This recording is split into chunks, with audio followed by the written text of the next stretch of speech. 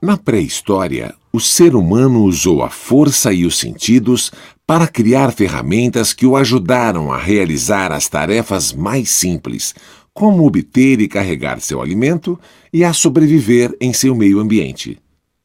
Ao longo do tempo, foi desenvolvendo e aperfeiçoando essas ferramentas.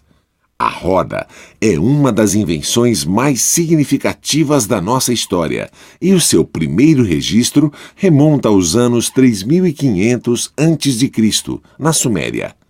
Ela possibilitou a realização de tarefas até então impossíveis, como o transporte de carga pesada e do próprio homem, entre muitas outras coisas.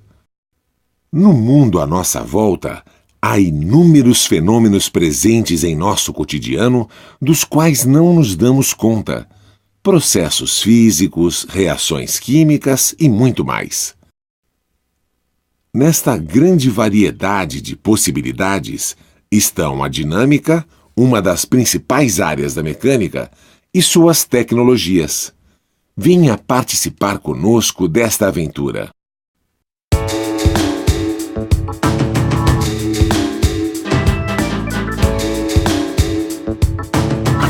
E o cotidiano, agora você vai entender como age a natureza em volta de você, teorizando, experimentando, aplicando. Não tem como você não compreender. Velocidade, astronomia, relatividade, quantidade, energia, eletricidade, medidas, tamanhos, imagens e sons, em todas as cores, em todos os tons. Deciframos o universo de A a Z, isso tudo feito pra você. A física e o cotidiano. Vamos conhecer um pouco mais sobre a dinâmica, uma área da física que estuda a causa dos movimentos. Você vai descobrir como, ao longo dos séculos, pessoas dedicadas aos temas da física desvendaram esse universo e contribuíram de maneira essencial para a evolução do conhecimento científico e tecnológico. No século XVII, Galileu Galilei já havia estudado e citado a lei da inércia, que pouco depois viria a se tornar a primeira lei de Newton da mecânica, que diz: um corpo em repouso continuará em repouso, a menos que uma força externa atue sobre ele. Da mesma forma, um corpo em movimento permanecerá se movendo com velocidade constante e em linha reta, a menos que uma força externa atue sobre ele. Hoje, sabemos que este estado de inércia, como é chamado, tem a ver com as leis da dinâmica, respeitando o princípio de menor gasto de energia. Assim, uma bola permanecerá imóvel no chão até alguém chutá-la, e um carro quebrado atrapalhará o trânsito até ser empurrado ou rebocado. De forma simples, a inércia seria uma espécie de tendência natural para não mudar, expressa nas coisas. Assim, um objeto, ao ser arremessado, tende a manter seu movimento e sua velocidade constantes até que forças atuantes alterem a sua velocidade ou trajetória. Uma delas é a força gravitacional, que puxa o corpo para baixo em direção ao centro da Terra, e outra é a força de atrito, que se apresenta como resistência do ar, fricção entre duas superfícies e outras possibilidades.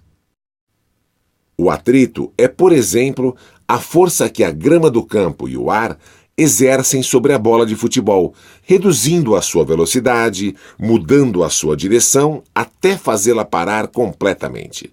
Mas é também a razão pela qual o jogador, ao empurrar para trás o chão, se desloca para frente. Uma das consequências da lei da ação e reação, como veremos mais adiante. Vejamos agora a segunda lei de Newton da mecânica. A segunda lei de Newton afirma que a força está diretamente relacionada à modificação da quantidade de movimento de um corpo. A variação da quantidade de movimento, por sua vez, é o produto da massa pela variação da velocidade. Se considerarmos a massa constante E a velocidade, como uma grandeza física que pode variar em intensidade, direção e sentido, isto é, vetorial, chegaremos à formulação da segunda lei de Newton. Como a variação de velocidade está relacionada à aceleração, substituindo-se esta equação na anterior, veremos que a variação da quantidade de movimento é igual ao produto da massa pela aceleração e pelo intervalo de tempo. Reorganizando a equação e comparando-a com a primeira, chegaremos à formulação da segunda lei de Newton. Podemos dizer que uma força resultante não nula, aplicada sobre um corpo, termina produzindo aceleração sobre sua massa. Portanto, a força resultante é a causa da mudança experimentada no movimento de um corpo por lhe imprimir uma aceleração que, por sua vez, pode tanto alterar sua trajetória quanto sua velocidade. Note que esta é uma expressão vetorial, portanto, deve-se levar em conta a intensidade, a direção e o sentido da força aplicada. Como a aceleração é a responsável pela variação da velocidade, corpos movendo-se em MRU não estão sujeitos a uma força resultante e manifestam livremente a sua inércia. Por esse motivo, esse movimento é também chamado de inercial.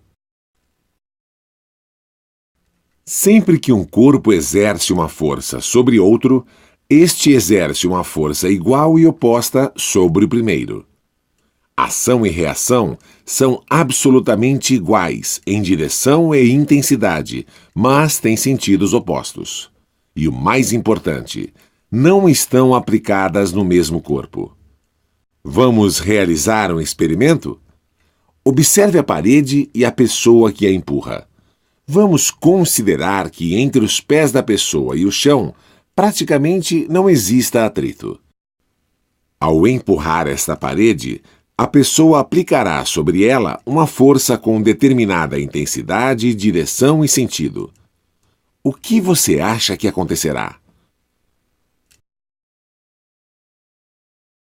Ao aplicar uma força sobre a parede, a mesma reage e empurra a pessoa, segundo prevê a terceira lei de Newton da ação e reação, com uma força de igual intensidade e direção, porém de sentido contrário. Normalmente, a aplicação de uma força demanda um tempo. E é aí que surge outra grandeza dinâmica importante, o impulso. Ele é definido como o produto da força pelo intervalo de tempo de sua duração. Mas, pela segunda lei de Newton, a força é igual à massa multiplicada pela aceleração. Fazendo as substituições adequadas nas equações, chegaremos ao chamado Teorema do Impulso. Este teorema mostra que o impulso é sempre igual à variação da quantidade de movimento do corpo, isto é, o produto da massa pela sua variação de velocidade. Vejamos como isso pode nos ajudar a resolver o problema proposto.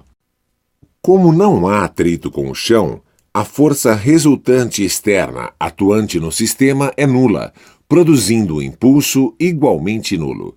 É por isso que a parede não se movimenta e ele recua com velocidade constante em sintonia com a primeira lei de Newton, da inércia. Este movimento somente será alterado se uma nova força resultante atuar sobre os corpos.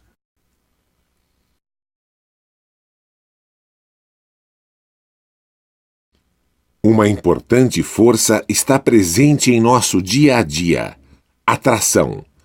Ela é uma força de contato associada principalmente aos cabos, fios e cordas. Sempre que uma corda estiver esticada, uma tração estará atuando ao longo da mesma. Nas cordas ideais contínuas, o módulo da tração é o mesmo em todos os pontos, independentemente da forma assumida pela corda. As cordas servem, portanto, para transmitir uma força de um ponto a outro de um sistema.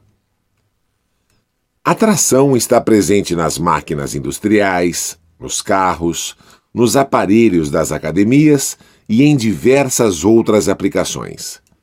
Nos carros, ela aparece nas correias de transmissão, gerando as rotações de alguns sistemas mecânicos. Já nas máquinas industriais, ela transmite a força e a velocidade entre pontos distintos, produzindo diferentes velocidades de rotação. Isso permite a realização de tarefas de forma controlada e organizada. Nas academias, também é muito comum encontrarmos equipamentos que funcionam baseados na tração de cabos e cordas.